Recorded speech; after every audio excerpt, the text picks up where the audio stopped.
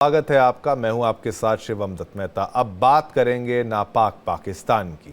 दहशतगर्द पाकिस्तान लगातार नियंत्रण रेखा पर तनाव बढ़ाने की कोशिश में लगा हुआ है। पाकिस्तान ने अखनूर में भारत पाकिस्तान नियंत्रण रेखा पर संघर्ष विराम का उल्लंघन किया, लेकिन जवानों ने घुसपैठ की सारी कोशिशों को नाकाम कर दिया। लेकिन पाकिस्तान अपनी नापाक हरकतों से बाज नहीं आ रहा है। बताया जा रहा है कि इस दौरान भारतीय सेना ने आतंकियों को जहन्नुम का रास्ता दिखा दिया। जैश का टॉप कमांडर सैफुल्लाह समेत 3 आतंकी जो हैं वो ढेर हो चुके हैं, मारे गए हैं। पाकिस्तान का रहने वाला सैफुल्लाह पिछले लंबे समय से डोडा और किश्तवाड़ जिलों में सक्रिय था और चिनाब घाटी में जैश के नेटवर्क को मजबूत करने की जिम्मेदारी संभाल रहा था। इसके अलावा ये आतंकी ओवरग्राउंड वर्कर्स यानी OGW का नेटवर्क भी तैयार कर रहे थे। इस कार्रवाई से न सिर्फ जैश की कमर टूटी है, बल्कि चिनाब घाटी में आतंकवादियों के नेटवर्क को भी गहरा झटका लगा है। सेना ने पाकिस्तान को एक बार फिर चेतावनी देते हुए ये खबरदार किया है और कहा है कि ये नया भारत है, छोड़ेगा तो देखो आप जगह छोड़ने वाला नहीं है, आप छेड़ोगे तो छोड़ेंगे नहीं, हम घुसकर मारेंगे। LOC पर तैनात सेना के बहादुर जवानों ने मुंहतोड़ जवाब देते हुए उनके मंसूबों को नाकाम कर दिया है। हालांकि इस मुठभेड़ में सेना के एक JCO ने भी शहादत को यहाँ पर प्राप्त किया है, वो शहीद हो गए हैं। तो आपको बता दें, ये पाक का घुसपैठ जो है, पाक लगातार भारत में घुसपैठ कर रहा है, उसी की खबर आपके साथ हम साझा कर रहे हैं। इसी पर तमाम मेहमान जुड़ेंगे, चर्चा हम करेंगे।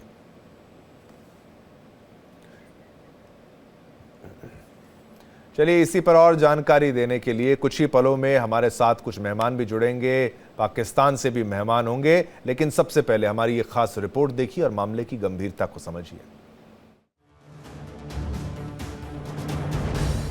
पाक की एक और नापाक हरकत, LOC पर सीजफायर का उल्लंघन। अखनूर में पाकिस्तान ने तोड़ा सीजफायर। पाकिस्तान की सेना ने आतंकियों की घुसपैठ के लिए सीजफायर तोड़ा। बॉर्डर पर नापाक घुसपैठिए ढेर। पाकिस्तान की नापाक साजिश पर सेना हुई अलर्ट। पाकिस्तान अपनी नापाक हरकतों से बाज नहीं आ रहा है। पाकिस्तानी सेना की एक और करतूत उजागर हुई है, जिसमें वो आतंकियों को बॉर्डर पर लाकर घुसपैठ का रास्ता दिखा रही है, जिसका भारतीय सेना ने मुंहतोड़ जवाब दिया। हालांकि इस मुठभेड़ में सेना के एक JCO शहीद हो गए, लेकिन जवानों ने आतंकियों के LOC पार करने के मंसूबों पर पानी फेर दिया। सुरक्षा बलों को अखनूर सेक्टर के केरी बट्टल इलाके में आतंकवादियों के एक समूह की गतिविधि की पुख्ता जानकारी मिली, जिसके बाद मुठभेड़ शुरू हुई, जिसमें 2 आतंकियों के मारे जाने की खबर है। फिलहाल सेना अपना सर्च ऑपरेशन चला रही है। माना जा रहा है कि आतंकियों को ढेर किया जा सकता है। बीते कुछ दिनों से लगातार जम्मू कश्मीर के अलग अलग इलाकों में ऐसे ही एनकाउंटर किए जा रहे हैं। जो भी हमारा ऑपरेशन हुआ है, जिसमें हमने 3 टेररिस्ट को न्यूट्रलाइज किया है और 0 कैजुअलिटीज टू ऑन ट्रूप्स। क्या क्या मेजर्स इंस्टीट्यूट किए हैं, कुछ एक का जिक्र मैंने किया था। कुछ एक ऑपरेशन के कारण हम यहाँ पे आपके साथ में शेयर नहीं करना चाहते, लेकिन मैं आपसे यही बताना चाहता हूँ कि इंडियन आर्मी का फर्म रिजोल्व है ये कि जितने भी दहशतगर्द हैं उनको न्यूट्रलाइज किया जाएगा। इधर जम्मू कश्मीर के किश्तवाड़ जिले में सुरक्षा बलों ने आतंकियों के खिलाफ एक बड़ा अभियान चलाया। ऑपरेशन कंटिन्यूड है और उसमें और कुछ जो टेररिस्ट हैं वो ट्रैप्ड है। जब तक वो कंप्लीट सारे एलिमिनेट नहीं होते हैं, तब तक ऑपरेशन चलता रहेगा। पाकिस्तान की ओर से स्पाइनिंग, फायरिंग और बैट हमलों की घटनाएं सामने आई हैं। भारतीय सेना के सूत्रों के मुताबिक पाकिस्तान लगातार किए जा रहे संघर्ष विराम उल्लंघनों को स्थानीय स्तर पर तेजी और प्रभावी तरीके से जवाब दे रहा है। Bureau report, India daily.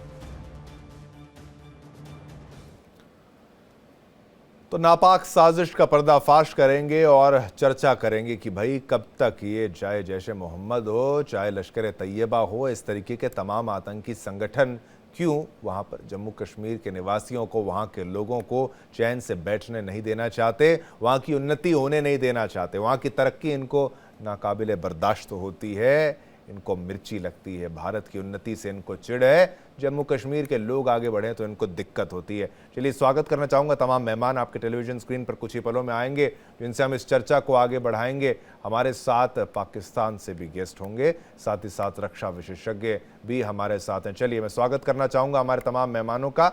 Mohsin रज़ा खान हमारे साथ, पत्रकार पाकिस्तान से, आपका धन्यवाद। जर्नलिस्ट हैं हमारे साथ मोहसिन रज़ा खान जी।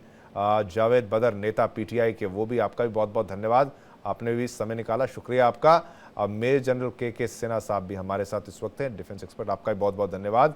और फिर अश्विनी, मेजर जनरल अश्विनी जी शेवात साहब, आपका भी बहुत बहुत धन्यवाद, आपने भी यहाँ पर समय निकाला। चलिए शुरुआत करते हैं। शेवात साहब, आप प्रश्न पूछना चाहूँगा। लगातार पाकिस्तान बाज नहीं आ रहा है, हमले होते हैं, इन्वॉल्वमेंट होती है, बाद में कह दिया जाता है कि भाई ये तो हम भी मतलब आतंकवाद झेल रहे हैं, हम भी यहाँ पर दहशतगर्दी की मार को झेल रहे हैं। आखिर कब तक अपनी नाकामियों को छिपाएगा और भारत पर आरोप मढ़ेगा, और भारत किस तरीके से डील करे पाकिस्तान से आए दिन अगर इस तरीके से आतंकी आएंगे तो?